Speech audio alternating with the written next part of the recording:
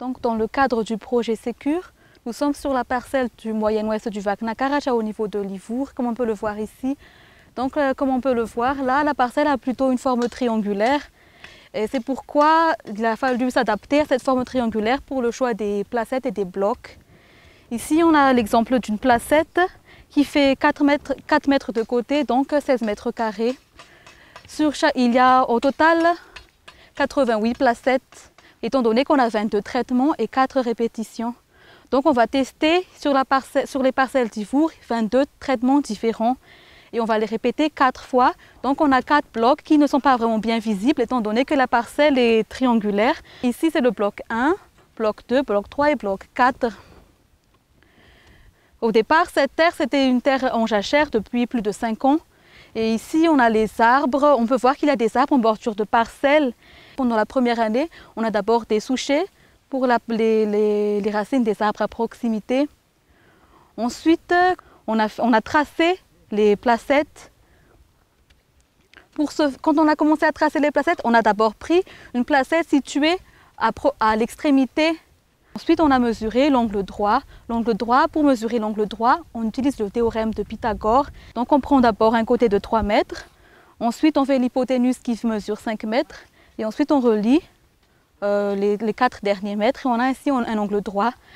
Et ensuite, pour faciliter, pour que le travail se fasse plus vite, on tend une corde le long des placettes. Donc on a pu en faire 1, 2, 3, 4, 5, 6 placettes au total d'un seul coup.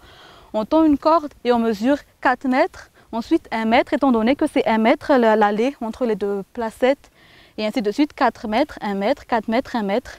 Et pareil pour le deuxième côté. Après, comme on a pu le voir, les identifiants, ces identifiants-là, ils ont déjà été faits au bureau SPAD et on avait déjà la liste des placettes et le placement des placettes et on a placé les identifiants. Donc on peut voir de différents types d'identifiants ici. Il y en a qui sont blancs et puis les jaunes. Donc pour les jaunes, on a préféré distinguer les nouvelles placettes parce que l'année dernière, il n'y avait que 16 traitements. 16 traitements et cette année, on a rajouté, on en a 22 traitements. Donc les nouveaux traitements, on les a fait en jaune. Les nouveaux traitements et les traitements témoins positifs et négatifs, ils sont en jaune. Et les traitements de l'année dernière, autres que les témoins, ils sont en blanc.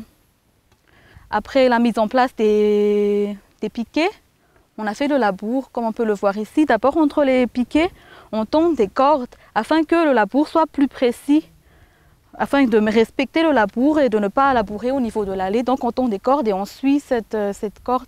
Et ce sont 2 personnes qui labourent une placette.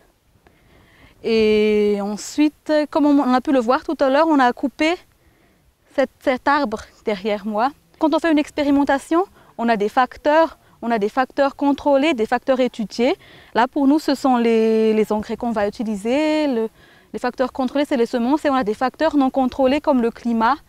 Mais comme l'ensoleillement, la durée de l'ensoleillement pendant le jour, on ne peut pas vraiment contrôler ça. Mais ce qu'on peut faire, c'est d'homogénéiser l'ensoleillement sur toutes les parcelles.